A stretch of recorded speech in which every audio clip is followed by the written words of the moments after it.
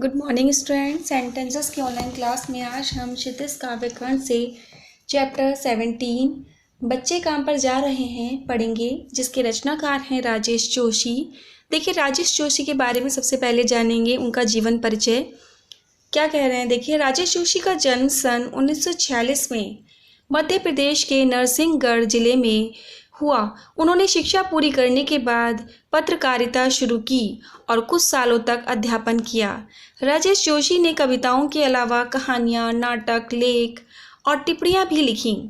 साथ ही उन्होंने कुछ नाट्य रूपांतर भी किए हैं। कुछ लघु फिल्मों के लिए पटकथा लेखन का कार्य भी किया।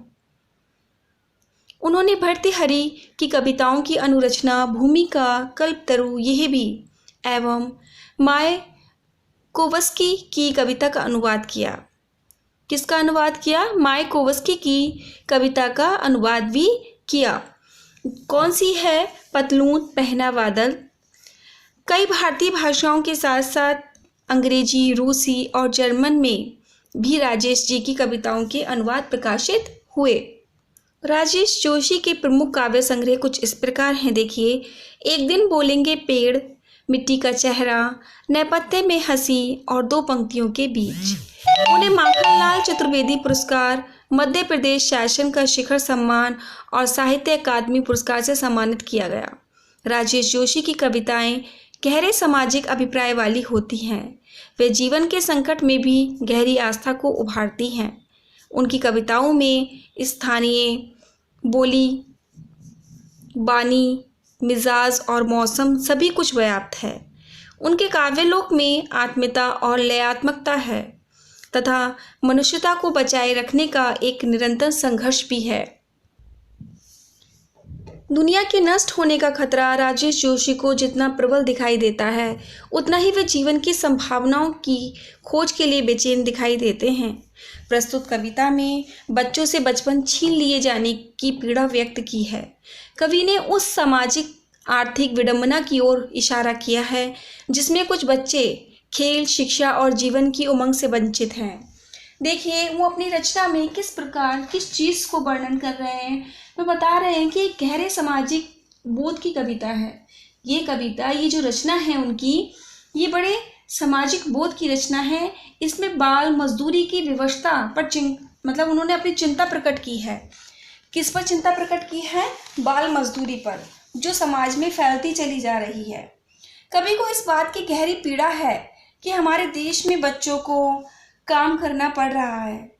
उन्हें इस बात का और भी बहुत गहरा दुख है कि लोगों ने बाल मजदूरी की कुप्रथा को अपना लिया है। जब उन्हें कोई दर्द नहीं सालता, कोई दुख नहीं होता। जब उन्हें कोई दर्द नहीं सालता, कोई दुख नहीं होता। कभी प्रश्न करता है कि बच्चों के लिए गेंदें, रंगीन पुस्तकें, खिलौने, विद्यालय, खुले मैदान, बगीचे और घरों के आंगन उपलब्ध क्यों नहीं हैं? वे खेलते कूदते क्यों नहीं हैं? कभी को लगता है कि अगर बच्चों के जीवन में निश्चिंत खेल कूद ही नहीं, तो फिर ये जीवन जीने योग्य नहीं है। देखिए, कुछ इस प्रकार से अपनी कविताओं में, अपनी रचना में वो किस प्रकार बताते हैं, देखिए। कोहरे से ढकी सड़क पर बच्चे काम पर जा रहे हैं। सुबह बच्चे काम पर जा रहे हैं हमारे समय की सबसे भयानक पंक्ति है। ये भयानक है, इसे विवरण की तरह लिखा जाना चाहिए। इसे सवाल की तरह, काम पर क्यों जा रहे हैं बच्चे? कोहरे से ढकी सड़कों पर, देखिए यहाँ पर कवि क्या कहना चाहते हैं? कवि कहना चाहते हैं कि सुबह का समय है। सुबह का समय है। कैसा समय है? सुबह का। सड़कों पर गहरा कोहरा छाया हुआ है। सड़कों पर गहरा कोहरा छाया हुआ है। सड़कें किससे ढकी हैं? कोहरे से ढकी हैं। सड़कें कोहरे से ढकी हैं। ऐसी भीषण ठंड में भी कुछ विवश बच्चे हैं जिन्हें रोजी रोटी कमाने के लिए काम पर जाना पड़ रहा है। ऐसी भीषण ठंड में भी कुछ विवश बच्चे हैं जिन्हें रोजी रोटी कमाने के लिए काम पर जाना पड़ रहा है। होना तो ये चाहिए था। हमारे समय की सबसे भयानक पंक्ति है ये। कहते हैं, होना तो ये चाहिए था कि वे बच्चे ठंड से बचने के लिए घरों में खेलते कूदते हैं। कि काम पर जाने की बजाय वो बच्चे घर में खेलें।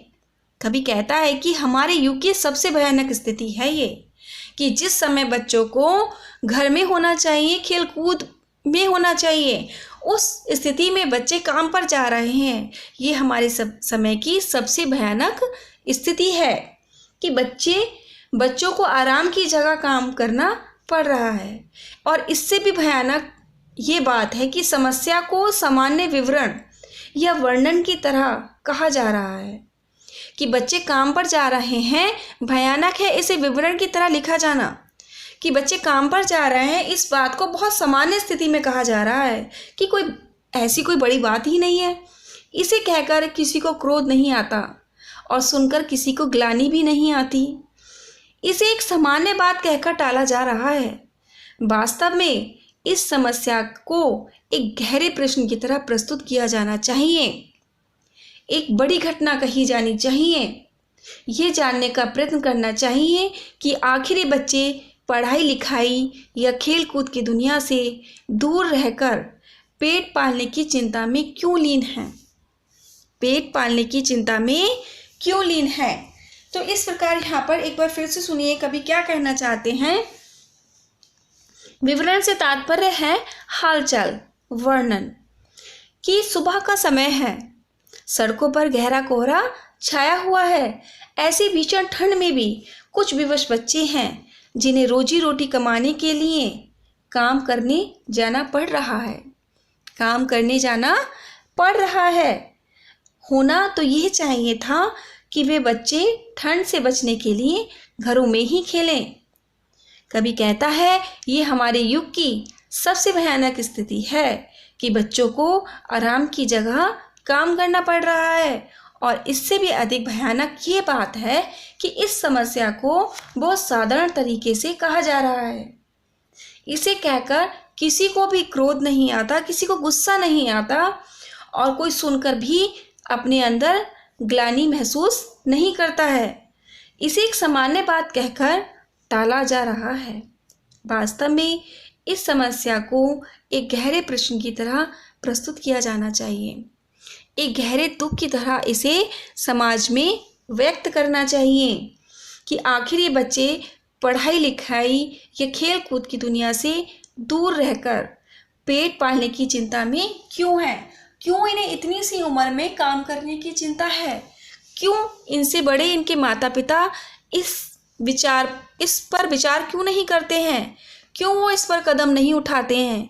क्यों वो अपने बच्चों को कमाने के लिए आगे कर रहे हैं।